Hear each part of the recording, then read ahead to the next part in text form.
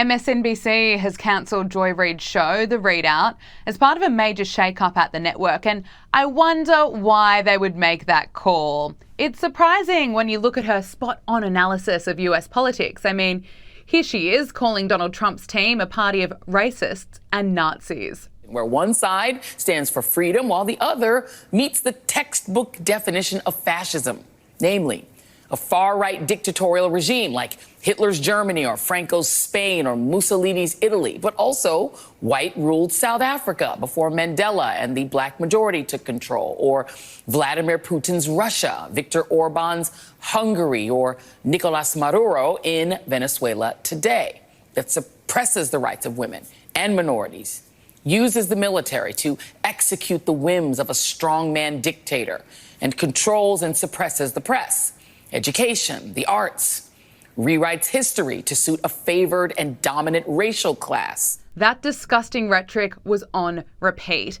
But here's her take on Kamala Harris's election campaign, because according to Joy Reid, it was flawless.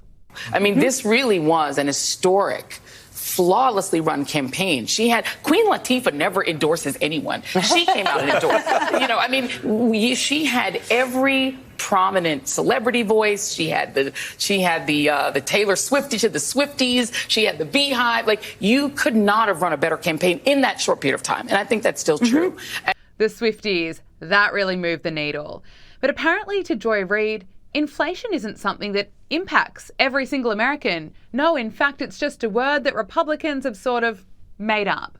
The people I ever hear use the word inflation are journalists and economists, right? So that is not part of the normal lexicon of the way people talk. So it's interesting that Republicans are doing something they don't normally do, right? Which is not use the common tongue, right? Not use just common English to sort of do on their campaigns like they're doing with crime. But what they've done is they've taught people the word inflation, right?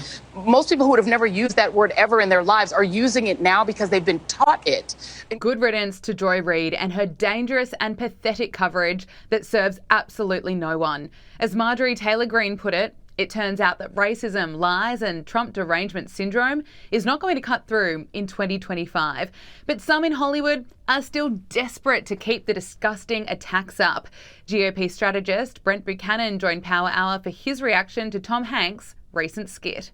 Hollywood celebrities still don't seem to get the MAGA movement at all. Here is Tom Hanks appearing on SNL, acting to be a racist Trump supporter while wearing a MAGA hat and refusing to shake someone's hand. Just take a look. Now, speaking of church, can I say something? If more folks went to church, we wouldn't be in this mess we're in now. You know what? I agree with you, Doug. I'd like to shake your hand, sir. Here we go. No. Oh, no. It's just a handshake. Yeah, it's just a handshake. Yeah, all right. You're welcome at Black Jeopardy anytime. Terrible acting, a terrible joke. You know, when is Hollywood, the actors in Hollywood, those on the left and the far left, going to come up with some new material? What I think is even more interesting than that is the fact that it's actually cool to be conservative now.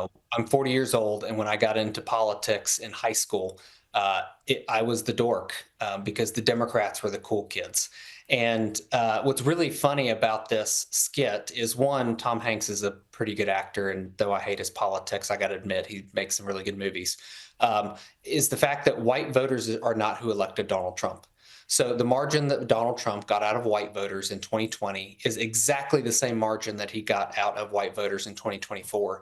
It was actually Hispanic and black voters, mostly men, but it's some women too, that moved Donald Trump across the finish line. So for them to make a skit like that is so disingenuous and shows so how out of touch they are when it was actually non-white voters who put Donald Trump in the White House. Excellent point. I think someone needs to tell them. The problem is these celebrities do have some influence. You know, it has dropped a lot. I don't think anyone really cares what Taylor Swift has to say about politics, but there are still some people out there that seem to idolize these Hollywood celebrities and believe that Donald Trump is such a danger. Here's this lefty proudly claiming that should rather choose violence against Trump supporters.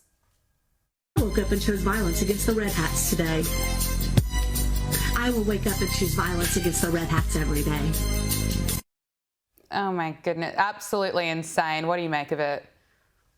Well, that's also the party who wants to end threats to democracy by basically suspending democracy, like trying to get rid of the mayor of New York just because they don't like him.